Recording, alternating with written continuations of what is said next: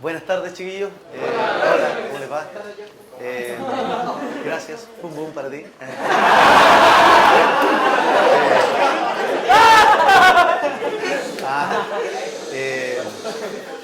Bueno, sí, bueno, todo va sumando. Lo bueno de Víctor es que es como por donde uno lo agarre, se agarra la historia. No en el doble sentido, sino que donde uno recuerde, donde uno ponga el punto, donde uno ponga el dedo en el mapa, es un territorio que te va a llevar a todas las direcciones, al teatro, a la pantomima, a la iglesia, al cristianismo, a la marihuana también, que alguien dijo por ahí, ¿cuánto fumó? Bueno, en ese momento había muchas visiones de lo que era otro Chile, entonces había un Chile donde había mucha más esperanza en términos de lo que se podía construir, estábamos haciendo un nuevo país, que los campesinos iban a tener derechos, que los estudiantes iban a tener derechos, que la salud, la vivienda iba a ser digna, igualitaria, bueno, y todas las cosas para bien que soñamos todos. Era un momento de mucha efervescencia. Entonces, cuando Víctor decide poner el canto al servicio de esa idea, de ese sueño, dentro de esa concepción, la marihuana y las drogas y todo elemento que alejara del objetivo, era visto también como un poco de recelo. También recordemos que Víctor tampoco era un joven criado en la vanguardia, ni criado de una manera muy psicodélica.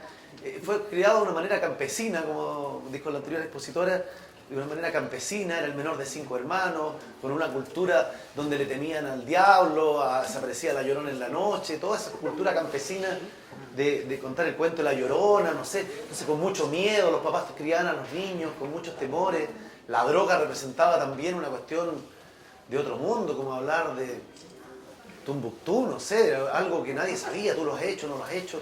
Y en la escuela de teatro, Víctor obviamente se encuentra con ese mundo, ese niño campesino que acompañaba a la mamá cuando ella cantaba a lo humano, a lo divino, en algún velorio, en un enterramiento de un angelito, de un niño, o cuando acompañaba al papá también, o veía a alguien que estaba en el arado, o alguien que estaba arriba de un tractor.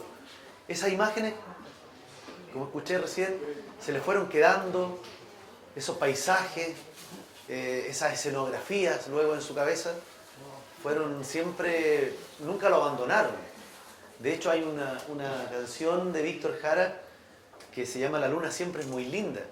Y después de haber logrado todas las cosas que él logra, haber sido director del Cuncumén, de Quilapayún, director artístico de los Inti Illimani, haber trabajado con los blogs, haber viajado con el grupo Cuncumén por toda Europa, haber sido director de Lituch, haber sido uno de los más grandes directores de teatro de nuestro Chile, que creó una obra como La Remolienda con su amigo Alejandro Sievekin, y que fue el primer fenómeno teatral en Chile, más grande que La Negra Estera. Entonces era un joven lleno de cualidades, también hizo el servicio militar, pasó por muchas partes en sus cortos 44 años que vivió, y que fue muerto paradojalmente con 44 balazos. Claro.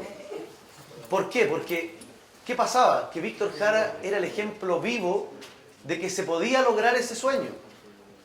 Entonces, cuando en ese momento que el mundo se vivía en la Guerra Fría entre amigos y enemigos, el enemigo veía en Víctor a una persona llena de cualidades positivas para ese nuevo mundo. Y en ese nuevo mundo no iba a haber lucro, no iba a haber abuso, no iba a haber ganancia. Entonces él representaba el otro mundo. Este otro mundo que en la Guerra Fría, cuando se dividió el mundo, nosotros estábamos en un régimen socialista con Salvador Allende. Entonces él estaba viviendo el sueño socialista, de hacer socialismo en democracia. Ningún país lo había logrado. Y Víctor había contribuido a que, así como vengo yo hoy día aquí, haberlos convencido de votar por Salvador Allende y por la Unidad Popular y por el sueño de tener un litro de leche, de nacionalizar el cobre, de tener una educación digna, de tener una editorial como la Quimantú, que fuera nuestra editorial, donde los libros no costaran más que una botella de pisco. Entonces, claro, entonces Víctor tenía todo ese sueño, y como él representaba eso, le estaba diciendo a los que tenían menos, se puede. Se puede, se puede. Si ustedes leen, se puede. Si estudian, se puede. Si se concentran en la guitarra, se puede. Si logran hacer de lo que han vivido su propia riqueza, se puede. Porque Víctor ahí aprendió una frase que le dio vuelta en la cabeza, que es como, muestra tu aldea y serás universal. Generalmente a veces hay mucha gente que se avergüenza del lugar de donde viene, de su origen, humilde, campesino, popular, delictual, de donde sea. Y sin embargo, lo que vive cada uno de ustedes dentro de sus casas, de sus propias vidas, de sus mentes, es único. Es único, irrepetible. Y ustedes dentro suyo tienen una novela, una canción, una ópera, una película, si quisieran. Entonces, el arte representó en Víctor un lugar donde toda esa sensibilidad que tenía que estar como postergada en algunos casos, porque hay niños que tienen que salir a trabajar con el papá, a poner el hombro, hacerse el choro en la calle para que no lo pasen a llevar. En Víctor encontró un lugar, afortunadamente. Él, recordemos que era el menor de 5 hermanos, le decían Tito, acompañaba a la mamá a todas partes, tuvo una infancia muy parecida a Violeta Parra, cerca de Chillán. Paradojalmente, Chillán siempre es un lugar que viene a ser como el epicentro de Chile en términos creativos. Todos los buenos nacen en Chillán. Claudio Arrau, Arturo Prat, O'Higgins, los grandes próceres de la historia, Víctor Jara, nacen en Chillán. Los Parra nacen en Chillán. Chillán es un lugar que parece que tiene mucho mito, mucho de misterioso, de misterio también. Hay una energía especial en ese lugar y Víctor Jara no fue ajeno a eso también fue tocado por esa energía. Bueno, para seguir avanzando un poco en el tema, Víctor Jara queda huérfano a muy temprana edad y en ese preguntarse dónde estaba, porque ya había avanzado desde Chillán, había llegado después a Lonquén, donde vivió con su papá. En ese tiempo la tierra había que trabajarla para el capataz mayor, que era como el terrateniente. Víctor Jara ahí fue peón con sus papás, es decir, que se le asignaba una pequeña tierra, un pequeño huertito y una pequeña pieza donde vivían sus 5 hermanos, sus papás. Y ahí Víctor Jara tuvo una visión que después plasmó en una canción, que como les decía, para volver a juntar el círculo, se llamaba La luna siempre es muy linda. Y él dice en esa canción, que no parece canción, es que parece un recuerdo simple. Él dice, recuerdo el rostro de mi padre como un hueco en la muralla, sábanas manchadas de barro, piso de tierra, mi madre día y noche trabajando, llantos y gritos, jugando al ángel y al diablo, jugando al hijo que no van a ser, las velas siempre encendidas, hay que refugiarse en algo. ¿De dónde sale el dinero para pagar la fe? No recuerdo que desde el cielo haya bajado una cosecha gloriosa, dice, ni que mi padre hubiera dejado de beber.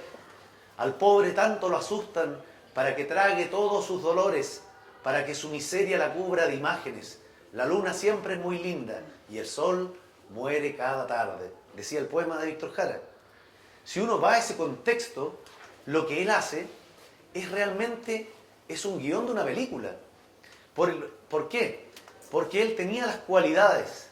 Dentro de cada uno de nosotros existen muchas cualidades musicales, artísticas, de boxeo, de kung fu, de hip hop, de lo que sea. Todos nosotros nacimos con esas cualidades, con esos talentos. Víctor Jara tuvo la fortuna de ir dirigiendo esos talentos conscientemente y se fue acercando a cada uno de los lugares que lo fueron moldeando, que lo fueron esculpiendo como el artista que llegó a ser. Queda huérfano a muy temprana edad, busca un cobijo espiritual y encuentra en los curas, en los seminarios, quiere ser cura, quiere encontrar en Dios esa calma, esa búsqueda que tenía, ese desamparo. Luego de estar 2 años en el seminario, pasa al servicio militar. Entonces pasa de un lugar donde el cuerpo es súper sagrado, súper religioso, a un lugar donde el cuerpo se duchaban todos juntos, tenían servicio militar, y pasaban a hacer la fuerza, a hablar de matar, balas, totalmente lo contrario a las Biblias, palabras, hostias y el rezo. Un contraste muy rápido. Cuando logra salir de eso, se mete a estudiar contabilidad, tratando de buscar una orientación, tener un trabajo rápido que lo haga ganar dinero y poder surgir. Encuentra en la iglesia también el canto gregoriano, se hace cantor gregoriano. Después, buscando trabajo, encuentra trabajo en un coro del Teatro Municipal en la ópera Carmina Burana, y él, al ser parte de esta obra Carmina Burana, descubre la danza también. Descubre la danza, la ópera, el canto, el vestuario, la puesta en escena, el escenario, y descubre que en un escenario la gente refleja sus propias cosas, y él tenía muchas cosas que contar. Entonces decide ingresar al grupo de pantomima de Enrique Neuschwander y adquiere un gran conocimiento corporal. Víctor, todos los que lo conocieron hablan de que Víctor tenía mucho dominio corporal de la pantomima, podía transformarse en un pájaro, en un perro, en viento, en algo sólido, en líquido. Él tuvo la suerte de conocer a Enrique Neuschwander, que fue el mejor mimo que hemos tenido en Chile, que formó una escuela de pantomima. Hoy día no existe la pantomima, es vista como algo casi como un dinosaurio, como algo ya que está muerto, obsoleto. Pero la pantomima ayuda corporalmente a que uno pueda simularlo todo a través de la pantomima. Uno puede simular una pared, un cubo, quedar encerrado, tomar algo, peinarse, hacer cualquier tipo de cosas, tirar una bola, jugar. La pantomima ayuda a vivir de nuevo corporalmente, es una memoria corporal, y Víctor la adquiere. Eso le permite entrar a la Escuela de Teatro de la Universidad de Chile. En la Escuela de Teatro de la Universidad de Chile conoce a Alejandro Sievekin, a Bélgica Castro, a Nelson Villagra, a Tomás Vidiella, a Jaime Badel, todos ellos compañeros de curso, un curso muy talentoso. Empieza a hacer obras de teatro, se destaca como director, estudia dirección teatral, al mismo tiempo empieza a dirigir también porque empieza a tocar la guitarra y empieza a dirigir un conjunto, el Cuncumén, se le acerca a los Quilapayún, él los dirige, como tenía ya una visión teatral. Él veía las cosas con una puesta en escena. Es mejor, no, que ustedes vayan todos de negro grande, así como unas montañas gigantes de negro, y se ponen a cantar, tienen que tener este look, tienen que manejarse barba, déjense el pelo largo. No, mejor para el otro lado, usted entra uno primero, el otro después. Bueno, él tenía toda una visión artística del mundo y que la plasma en sus canciones, en sus obras de teatro. Obviamente yo creo que lo que más ha trascendido de él son las canciones, porque no hay quien no haya escuchado una canción de Víctor Jara. Y su final trágico y su destino trágico que tuvo, como es que 44 balazos. Él en ese momento se encontraba en la Universidad Técnica del Estado, hoy Universidad de Santiago, de donde fue sacado con mucha otra gente, llevado al Estadio Chile, Víctor Jara hoy día, y ahí en una nebulosa de acontecimientos que hoy día se están esclareciendo, porque justamente hoy se está juzgando a un presunto asesino de Víctor Jara, que radica en Estados Unidos. Entonces todas las cosas, Víctor Jara, como decía, es un círculo que no termina nunca, de tomarlo, de aprender, de asombrarse, de decir, dirigió esto, estuvo en tal parte, estuvo con el otro. Una vez fue a Cuba, por ejemplo, y esperaba que lo recibiera Fidel Castro. Y en vez de salir Fidel Castro, salió un compadre de barba y lo saludó, y era el Che Guevara. Entonces él se fue con la historia del Che Guevara, pensando en el Che Guevara, y le escribió una canción que es El Aparecido. No sé si la han escuchado ustedes. Y le anuncia el destino a Víctor Jara, o sea, al Che Guevara, que lo van a matar. Le dice, no sé, abre sendas por los cerros, deja su huella en el viento, el águila le da el vuelo y lo cobija el silencio. Y dice, en ese momento su cabeza es rematada por cuervos con garra de oro, lo que representaba en ese momento el mundo dividido de la Guerra Fría, por una parte soviética, por otra parte los americanos. El águila de oro, con las garras de oro, es el americano, es la ambición, es la avaricia también del Fondo Monetario Internacional que endeuda a los pueblos pobres y todo el cuento. Entonces hay todo un cuento ahí en sus canciones que van plasmando la realidad. No solamente él hace del folclore un lugar donde cantarle al amor, a la ternura, al vestido de la china, al guaso, al lazo. Sin embargo, lo hace también. Tiene muchas canciones preciosas como El Lazo, El Arado, La Pala, donde refleja a ese campesino a secas, sin ninguna concepción ideológica, ni digamos que el campesino es comunista, es de derecha, es de izquierda, es pinochetista. No, el compadre le canta a un señor que hace un lazo en Lonquén, que un día conoce, lo va a ver, y lo que sorprende de la creación de Víctor Jara es la extrema simpleza de sus canciones. Él no busca algo rebuscado ni que nadie entienda, es como que si estuviera hablando el agua, es muy clarito. Entonces, por ejemplo, en la canción El Lazo, Él dice, a ver si cuando el sol se inclinaba, como ahora, lo encontré. Vamos a ver, es como una obra de teatro, ¿qué está pasando? Cuando el sol se inclinaba, lo encontré. ¿A qué hora? ¿En qué lugar? En un rancho sombrío de Lonquén. En un rancho de pobres lo encontré. Cuando el sol se inclinaba en Lonquén. Tenemos una escenografía ya, tenemos un sol poniente, tenemos un atardecer, tenemos un señor que está tejiendo un lazo. Vamos a ese compadre acá y ya hay una atmósfera, crea una atmósfera en sus canciones. La atmósfera nos ayuda mucho a abrirnos, a decir, ya, ¿de qué se trata? Está recién empezando. Sus manos siendo tan viejas eran fuertes para trenzar. Ah, ya. Eran rudas y eran tiernas, con el cuero del animal. ¿Cuánto tiempo hay en tus manos y en tu apagado mirar? Y nadie ha dicho hasta bueno, ya no debes trabajar, le dice al hombre. O sea, estamos viendo a un hombre viejo con las manos curtidas que está ahí haciendo su trabajo diario tan simple como hacer un lazo. Ese lazo que le va a servir a otro campesino para hacer un caballo, para tirar un arado, que parece algo que no le importa a nadie, pero sin embargo es fundamental para tener alimento.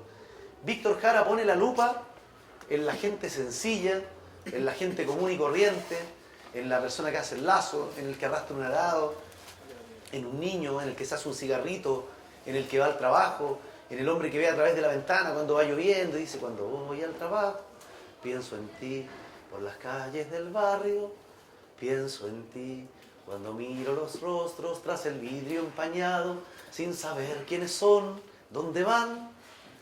La capacidad de asombro, o sea, él se pregunta quiénes son, dónde van, qué quieren. ¿Está más aburrido que la chucha o no? ¿Creerá que soy un chanta o no? Puta, este weón que está acá se quiere ir para la casa. Si de repente te ponía atención en alguien, basta, o sea, todo es creatividad. Yo basta que ponga atención en alguien y me imagino una película entera. Digo, él lo está pasando bien, él lo está pasando mal. Ya hay dos historias. Si yo me intereso en eso, puedo de eso sacar algo, una creación. Es decir, el aburrimiento no existe, el aburrimiento es un invento. Y Víctor Jara fue un hombre que no se aburrió nunca de crear, de inventar, con canciones, con obras de teatro, con folclore. Yo creo que eso es lo que representa. Si lo tomamos en un sentido mucho más universal y más de alguien más famoso, Víctor Jara representa al García Lorca chileno, el hombre creativo por excelencia. Y si nos vamos mucho más atrás, representa como el periodo del Renacimiento, en lo que fue la Grecia antigua, la cultura itálica. Entonces representa ese hombre que tiene sed de conocer todo, de saberlo todo. ¿Por qué? Porque hay mucho por hacer. No solamente por una cosa egótica que queda encerrada en él mismo. Él, su pensamiento está puesto al servicio de los otros, en el trabajo voluntario, que también hace canciones, cuando también en muchos momentos se vivió durante la Unidad Popular la falta de alimentos, porque algunos especulaban, las guardaban, las encerraban, no estaban, había que ir a trabajar. Y Víctor Jara nos dijo, oye, ¿sabéis que yo estoy vendiendo cualquier disco? Salgo en la tele, soy famoso, me tocan en la radio, aparezco en los diarios. No, que trabaje otro. Él fue y ponía el hombro y trabajaba, y le escribía canción al trabajo voluntario, invitaba a los demás. O sea, ya levantarse para invitar a los demás es que tener mucha fe. O sea, era un gallo con mucha fe. También eso le sirvió también haber pasado por el seminario. Tenía una fe católica, pero también tenía una fe profunda en el hombre. Y de hecho, cuando una de sus creaciones finales, que es la Plegaria un Labrador, con la que él gana el Festival de la Nueva Canción de la Universidad Católica, acompañado del grupo Quilapayún, es casi un rezo, pero también es un rezo a un Dios que te está diciendo que no hay que poner la otra mejilla, que hay que ponerla hasta por ahí nomás, pero en un momento tenemos que hacer conciencia que el abuso es mucho y que si nos organizamos y somos más, podemos ganar esas luchas, podemos ganar esas peticiones, podemos ganar educación igualitaria, podemos ganar en salud, podemos ganar en vivienda, podemos ganar en dignidad, podemos ganar en mejores sueldos, en mejores condiciones. Entonces, yo creo que eso es lo que representa Víctor Jara y representa también para la gente que sigue su ejemplo, que quisieron matar eso. Se quiso matar en un momento esa idea de que era posible. Hoy día vivimos en un país donde aumenta la desesperanza, el desconcierto. nos están embolinando la perdiz, son capaces de entrar aquí y de romper todo para decir que fueron ustedes, para desarticular la lucha de los estudiantes por una educación mejor, más digna, para poner a la ciudadanía en contra también, porque los medios de comunicación los maneja solamente un grupo, que son Sayé, Luxig, los Angelini, los Edwards. Es un mismo monopolio y que se cuentan lo que solamente quieren contar. Van a mostrar el Cristo roto, pero no muestran las peticiones de los alumnos. Entonces, en ese sentido, Víctor Jara hoy día, más que nunca, creo yo que es un ejemplo a seguir. Hoy día cuesta mucho encontrar ejemplos. El país está decepcionado porque cuando los que nosotros elegíamos estaban robando, estaban coludidos. Ah, mira, está por abuso. Ah, tocó a su hija. Ah, no sé qué hizo. Cuando el papá nos dice a uno, oye, déjate fumar, pues weón, no te caigas grabato, pues weón. Dijo weón, pues, dijo weón. A mí mi hijo me dice, oye, dijo weón, pues ¿cómo? Entonces dijo weón. Lo mejor que uno puede hacer es el ejemplo. Hoy día no hay otro cuento. Yo creo que la primera revolución que podemos hacer nosotros, es dar el ejemplo. Es dar el ejemplo. Cuando tengamos que hacer las cosas que tengamos que hacer, las tenemos que hacer. Cuando hay que pasarlo bien, lo vamos a pasar bien, vamos a compartir, vamos a jugar, vamos a bailar, vamos a hacer el concurso, la raja. Cuando hay que pintar, hay que pintar. Cuando hay que estudiar, hay que estudiar. Cuando hay que organizarse, organizarse. Creo que estamos viviendo en un periodo súper desesperanzador en contraste con lo que vivió Víctor. Quizás su muerte fue súper abrupta, porque fue un momento en que se acabó la paciencia, pero abruptamente en Chile. ¿Cómo a un ser humano le ponen 44 balazos? Ya murió al segundo. Al segundo murió.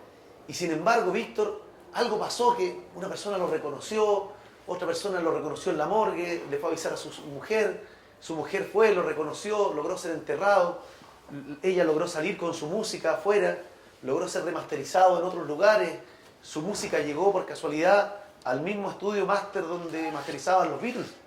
Ahí todas estas copias de Víctor Jara y las que tenemos acceso hoy día podemos escucharlas porque la Joan Turner, su mujer, que conoció cuando entró un día buscando trabajo ahí en Carmina Burana, ahí a los 20 años, miró y había una niña ensayando, bailando. ¡Oh, qué linda, qué bonita! Resultó ser después su profesora de expresión corporal en la Escuela de Teatro de la Universidad de Chile. Y después resultó ser su mujer, con la que tuvo un hijo, y es la que hoy día mantiene la fundación y su legado, su memoria, la que escribió un libro, que se lo recomiendo a todos, que se llama Víctor Jara, Un canto inconcluso.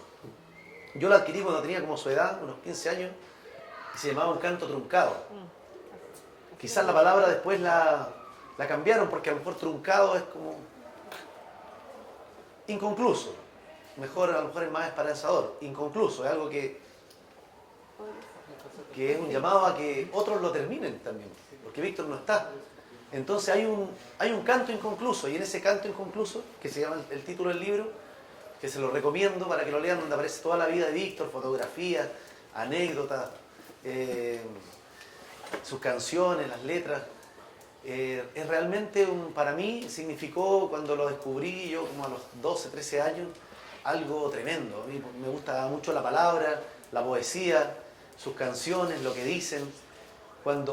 Y todos los días, anoche descubrí una cuestión nueva, a lo mejor me van a decir que estoy fumando mucho, pero todos los días descubro cosas nuevas en Víctor. Por ejemplo, Víctor Jara tiene una canción que se llama Luchín, no sé si la han escuchado. Entonces, frágil como un volantín en los techos de Barranca. Otra vez, nos fuimos con la cabeza para allá, para Barranca, para allá, para Quinta Normal, para Conchalí, Pudahuel. En los techos jugaba el niño Luchín con sus manitos mojadas, con la pelota de trapo, con el gato y con el perro. El caballo lo miraba. Ayer estaba leyendo una biografía de Zapata, de Emiliano Zapata. Y Emiliano Zapata aparece en un cuadro de Diego Rivera. Y lo sigue todo el pueblo de Emiliano Zapata. Porque Emiliano Zapata era un campesino pobre, que fue criado igual que Lautaro en unas pesebreras de caballos, donde la gente rica le daba comida por cuidar la pesebrera. En la biografía aparece que fue violado por el patrón a los 12 años, se lo violaron a Zapata. Él aprendió el arte del caballo, andar a caballo, igual que Lautaro, y un día se arrancó con unos caballos y le dijo a otros: compadre, ¿te has dado cuenta que muchos tienen poco y pocos tienen mucho? ¿Sí? ¿Me acompañarías tú en este cuento? Claro, vamos a hacer una revolución. Y se sube al caballo y lo empieza a seguir la gente y va por por los poblados, por el campesinaje hablando y lo van siguiendo gente y logran hacer la Revolución Mexicana. Y se va por el sur y llega hasta el centro y por el norte viene Zapata y se junta en el medio y ahí fue un bombazo. Zapata aparece en ese cuadro, en ese mural de Diego Rivera, que es el más grande muralista mexicano de todos los tiempos, y lo sigue todo el campesinado. Y dice arriba su eslogan, tierra y libertad. Y el caballo mira a Zapata.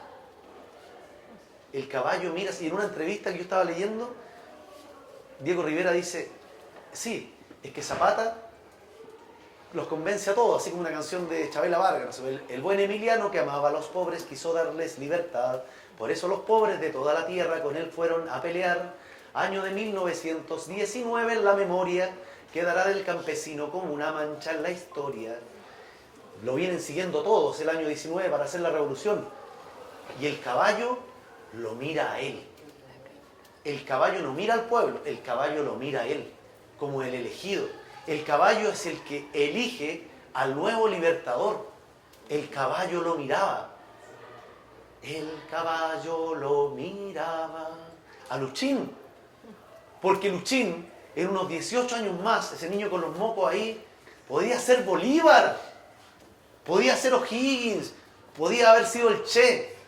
Era un compadre destinado a algo importante, pero en ese momento estaba con los mocos colgando, en ese momento. Pero el caballo lo miraba, dice Víctor Jara. Entonces, se junta todo nuevamente. ¡Pah! Otra vez. Bombazo. Por donde agarría Víctor Jara es bombazo. Se los digo, donde lo agarran es bombazo. En cualquier canción. Una vez hubo una matanza aquí en el año 60 y tanto, antes de que del gobierno de Salvador Allende, gobierno de Frei, la gente, igual que en Chiloé, hubo igual que una protesta en Chiloé hoy día. Y esto fue en Puerto Montt, por los mismos abusos, por lo mismo, porque no tenían casas en ese tiempo. Fue la matanza de Pampa Irigoyen. Había un ministro, como el ministro Burgos, que mandó a carabineros y fuerzas especiales para allá y murió mucha gente. Murió mucha gente asesinada. En ese tiempo no había internet, no había redes sociales, uno se enteraba, uno mandaba un saludo, nos están pegando aquí, el lugar del teléfono se conocía. Nada. No se sabía. Y Víctor Jara hace una canción que se llama Preguntas por Puerto Montt. Y le dice, interpela al ministro de la época, le dice, usted debe responder, señor Pérez Zukovich, ¿por qué al pueblo indefenso contestaron con fusil? Señor Pérez, su conciencia enterró en un ataúd y no lavarán sus manos toda la lluvia del sur. Y le canta también a un niño pequeño, murió sin saber por qué, le acribillaba en el pecho, luchando por un derecho de un suelo para vivir. Hay que ser más infeliz que el que mando disparar, sabiendo cómo evitar una matanza tan vil. Puerto Montt o Puerto Montt, Puerto Montt o Puerto Montt. Parece un rezo. Y el compadre lo canta, contingente, en el mismo instante, en el mismo momento que ocurrió, lo canta. A la semana, el ministro Pérez Zukovich es asesinado en una calle de Santiago por un comando que no se sabe si es de extrema derecha o de extrema izquierda hasta ahora, porque para sembrar la confusión, y es asesinado ese hombre. Imagínense, Víctor le hace una canción un mes antes. Le hace una canción al Che Guevara y dice, córrele que te van a matar. Cualquier canción de Víctor Jara es un misterio, ustedes la toman y el compadre como va descubriendo. Voy soñando, voy caminando, en la arena dejo mis huellas, voy, y el mar me las va borrando, dice en una parte. Se las va borrando. O sea, él tiene conciencia que es un paso por esta tierra, pero ese paso por esta tierra, él va soñando, va caminando, siempre está en eso. En la luna siempre es muy linda también, se hace esas preguntas para volver y terminar un poco con esto. Cuando hace ese retorno a su infancia, es como que él se pregunta, después de haber tenido mucha fe católica, religiosa, en Dios, espiritual, en ese Cristo que hoy día vemos en la calle roto, que es un Cristo que a mí me sorprendió cuando lo vi salir, porque era como, hace tiempo que no veía a Cristo en la calle, primero que nada. Entonces me recordó mucho a Andrés Yarlán, que era un cura que fue asesinado cuando yo era niño también, así como ustedes. aquí en La Victoria, el padre Pierre Dubois, padre Maroto, padre Mariano Puga, que son curas que estaban siempre con la gente, al servicio de la gente. Y Víctor Jara se pregunta ahí como, ¿por qué al pobre lo asustan para que trague todos sus dolores? Dice, para que su miseria la cubra de imágenes. Porque siempre le dicen, ya, pero espera, en la otra vida va a ser. Tranquilo, tú tenés que ser pobre ahora, vaya a ser rico, pero rico arriba, en los cielos. Vaya a tener que esperar. Ya viene lo bueno para ustedes, pero ya viene, tranquilo. Prendan una velita. Recen, encomiéndense. Pero Víctor vivió en esa contradicción, creo yo. Yo creo que esa contradicción lo llevó a la creatividad y hace que al final estalle en plegario un labrador y le está pidiendo, pero por favor, que le dé esa fe, que se la vuelva, que viene. Y en un momento le dice, limpia como el fuego el cañón de mi fusil. Es un fusil que no ha disparado porque lo tiene que limpiar primero. Pero sabe que lo tiene. Sabe que es un arma. Él sabe que es un arma. Yo creo que finalmente él toma conciencia de que cuando una persona está preparada, musicalmente, intelectualmente, con la palabra, con la razón, es un arma. Y esa arma ustedes la tienen que cuidar, aceitar y ocuparla en el momento exacto, porque todos estamos llamados a hacer algo, a contribuir en algo. En la carátula del disco, en las pistas del disco, yo pinto la casa, el otro hace la comida. Estamos todos haciendo algo. Yo creo que aquí no hay nadie inútil y hoy día hay un país que espera porque seamos mejores, porque logremos nuevas cosas, porque perdimos la fe, perdimos la esperanza en los que nos daban el ejemplo. Hoy día yo pienso que tenemos que participar y cultivarnos a nosotros mismos como lo hizo Víctor. A mí Víctor me inspira siempre, ahí está en una población, por ejemplo cuando hizo su disco La Población, fue y escuchaba, hacía grabaciones que en ese tiempo eran vanguardia para él, ponía una pista, una guagua llorando ahí, y ahí se basaba y empezaba la canción con la guagua llorando. Una señora, oye, viejita, aquí, pásame los clavos, el martillo. Le dijo a la gente, el hombre es un creador. Tiene una canción que se llama El hombre es un creador, que hizo con una peineta y un papel. Así como cantan algunos tíos en algunas casas. Igualito que otros tantos, de niño aprendí a sudar, no conocí las escuelas, ni supe lo que es jugar. Me sacaban de la cama por la mañana temprano, y al ladito de mi papá fui creciendo en el trabajo. Con mi pura habilidad me las di de carpintero, de estucador y albañil, de gasfitter y tornero. Pucha que sería bueno haber tenido instrucción, porque de todo elemento el hombre es un creador. Yo le levanto una casa, o le construyo un camino, le pongo sabor al vino, le saco un hito a la fábrica, voy al fondo de la tierra y conquisto las alturas, camino por las estrellas y hago surco a la espesura. Y en una parte dice, pero del suelo me paro, porque me prestan las manos, porque ahora no estoy solo, porque ahora somos tantos. Yo creo que ese es el llamado de Víctor, que tener conciencia de que si nos cultivamos a nosotros mismos, todos los demás están en lo mismo.